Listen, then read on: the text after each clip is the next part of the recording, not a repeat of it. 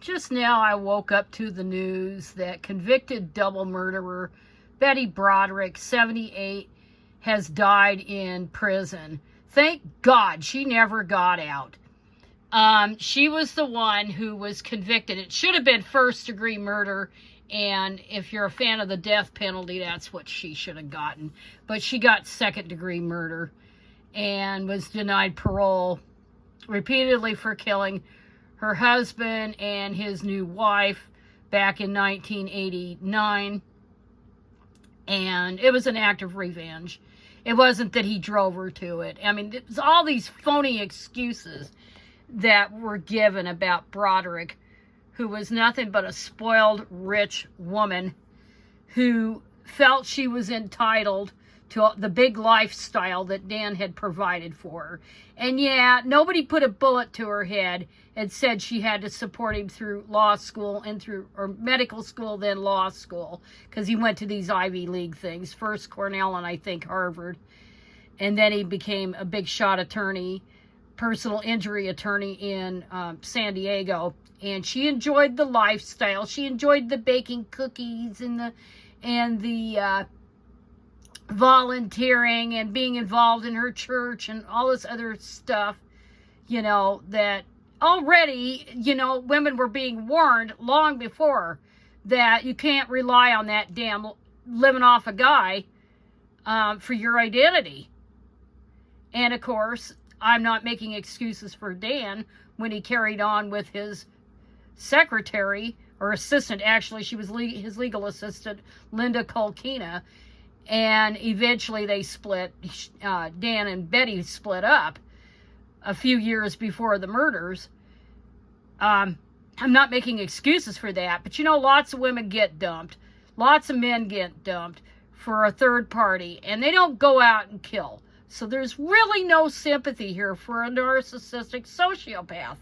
And Betty had a lot of support from women, and it was mostly women who thought she should go get out of jail and all this stuff because Dan and Linda deserved what they got. They were shot dead in their bed when Betty got access to the key that she wasn't supposed to have access to because she had a restraining order. But she went in there and shot both of them in cold blood. And then I think she turned herself in. I mean, I could look at this again. That's been a long time ago now. That's been 36 years since the murders happened. So she would come up for parole every few years, and she'd always be denied. And in her kids, 2 of them supported her release, while 2 of them said, no, she should never see freedom. And, of course, she never did see freedom.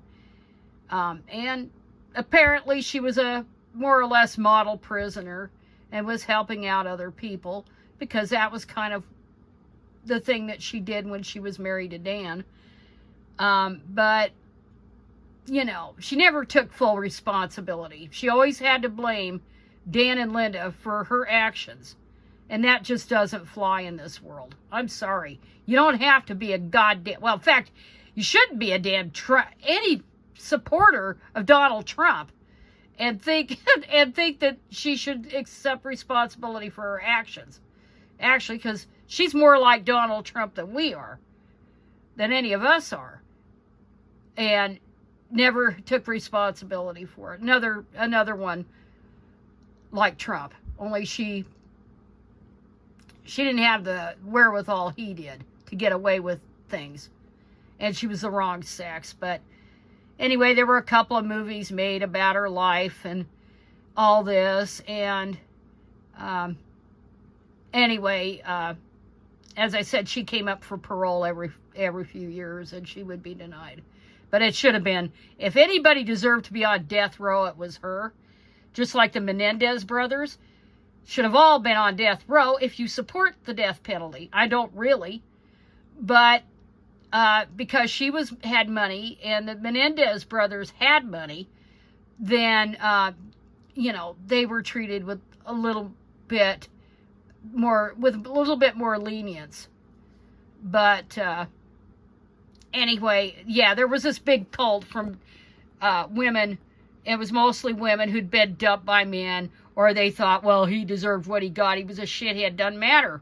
Doesn't matter. You don't go and solve your problems by killing people, for crying out loud, and taking their kid's dad away. It just doesn't cut it. But it says here, she was transferred to the California Institution for Women on February 26, 1992.